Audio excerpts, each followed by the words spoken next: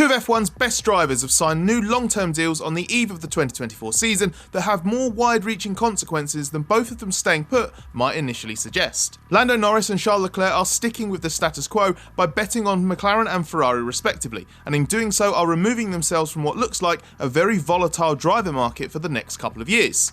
Essentially, they are gambling that it's a case of better the non-Red Bull team you know if they are going to start winning regularly and fighting for championships. We'll get into the rationale behind these new deals shortly. They are both multi-year contracts, although annoyingly, both McLaren and Ferrari have opted not to disclose the exact duration. We're not exactly sure what that achieves, and it seems a bit like classic F1 secrecy for the sake of secrecy. When we asked McLaren Racing CEO Zak Brown why, he initially said because it's our business, but Norris's last deal was their business too, and we were told when that expires and that there were no break clauses.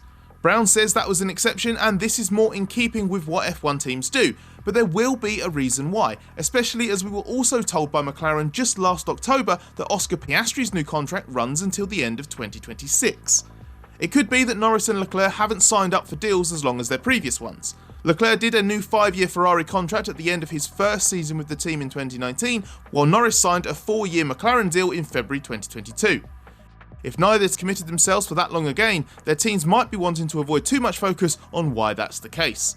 On a similar note, it might well be tied to break clauses. Over the winter, Leclerc was rumoured to be signing up for another 5 years with a break clause after 3, for example. Neither Leclerc nor Norris needed break clauses before, as Ferrari and McLaren represented very good long-term options for both of them. Good money, good security, a strong emotional link, and competitive enough with potential to improve. But the circumstances are different now. The drivers are a little older, their reputations are vastly improved, and their importance to their teams is unquestionable. Plus, they will sooner or later have other options. So we would be surprised if they have really done fresh long-term contracts without an option somewhere down the line to leave if their teams aren't getting the job done and a better alternative arises. Whatever the specifics of how it's tied Norris down, it's obvious that McLaren is a big winner from his renewal. Even if it's had to accept break clauses this time, it still means it's down to McLaren to deliver on what it's promised and give Norris what he needs. It's now emphatically in McLaren's hands to keep Norris longer term, and it has even more time to get things right. Norris and Leclerc are massive assets for McLaren and Ferrari, the kind of franchise drivers that get talked about a lot in the modern era. They are their teams Lewis Hamilton and Max Verstappen. So the desire to get a fresh multi-year commitment from the drivers is obvious to understand, especially for McLaren, which has had to deal with quite constant speculation that Red Bull might swoop for Norris at some point. Norris has only raced for McLaren since making his F1 debut, but Red Bull's interest even predates that. It considered him to replace Brendan Hartley at Toro Rosso in 2018 when Norris was only in his rookie Formula 2 season, and that interest was key to McLaren promoting Norris for 2019. Since then, Red Bull is believed to have made at least a couple of inquiries. It was widely felt in the F1 paddock last year, when Sergio Perez started to really struggle alongside Verstappen, that Red Bull would love to have Norris as his replacement. Norris is a good friend of Verstappen's, and his adaptability would seemingly make him compatible with Verstappen on a technical level too. Although Red Bull played down any direct interest in trying to sign Norris, even last year it was never shy about talking him up. And with the end of Norris's contract in 2025 creeping closer, even though it wasn't imminent, the prospect of McLaren losing him did at least seem like a real threat to consider. Couple that with McLaren's drop in form in 2022 and poor start to 2023, and there were serious questions over whether Norris would want to see out his existing McLaren deal, let alone sign a new one. If he wanted out or had his head turned, then McLaren would have either had to accept losing him after 2025 or cash in and let him go early for an acceptable level of compensation. But that doesn't matter now. Norris hasn't denied some conversations with Red Bull, but says that while he quite enjoyed the speculation linking him to the world champion team, he understands it's not good for his team to see suggestions one of its drivers may leave or want to leave. That was even part of his motivation for getting the new contract done early. This is shaping up to be a very interesting period for the F1 driver market, with several drivers out of contract, seats likely to become available at Red Bull and Mercedes in the next couple of years, and brand new car and engine regulations for 2026 threatening a major shake-up in the pecking order. Norris and Leclerc have wedded themselves to their teams until at least the start of the new rules. That has an obvious consequence for the driver market in removing two great options for rival teams and shifts the focus to what happens next. For example, it puts the spotlight on Ferrari to work out whether it will retain Carlos Sainz or look somewhere else to replace him.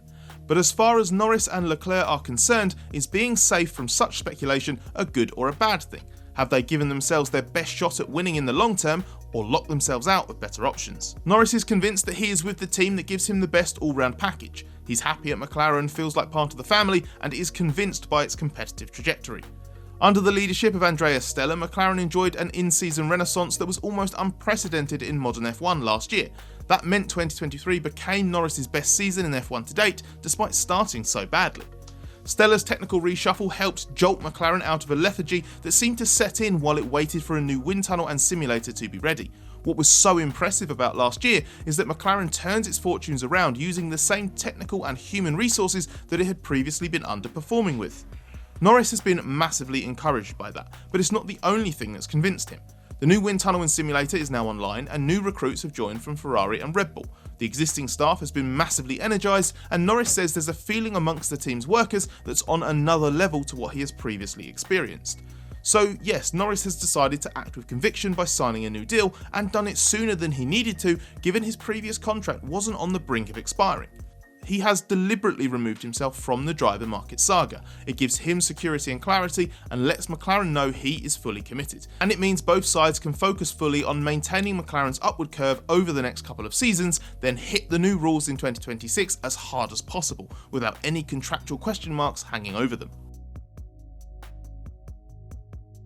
A lot of the same arguments as Norris applied to Leclerc, but time was a factor given Leclerc's previous contract expired this year, so there was a key difference in their circumstances. A new multi-year deal is still a big commitment for Leclerc to make, and while Ferrari is special in its own way from a competitiveness point of view, it is just one of the many aspiring title-challenging teams trailing in Red Bull's wake. Ferrari needs Leclerc more than he needs Ferrari. Sooner or later he would command a move to almost any other team with similar competitive prospects. So we could have just done a relatively simple 2-year extension, but that doesn't sound like what's happened. Going all in with Ferrari is partly driven by sentiment.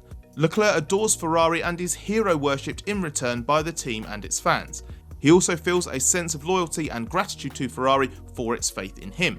Ferrari made Leclerc an F1 driver and an F1 race winner. He has not forgotten that, and there is nothing he would love more than to win a title with his team.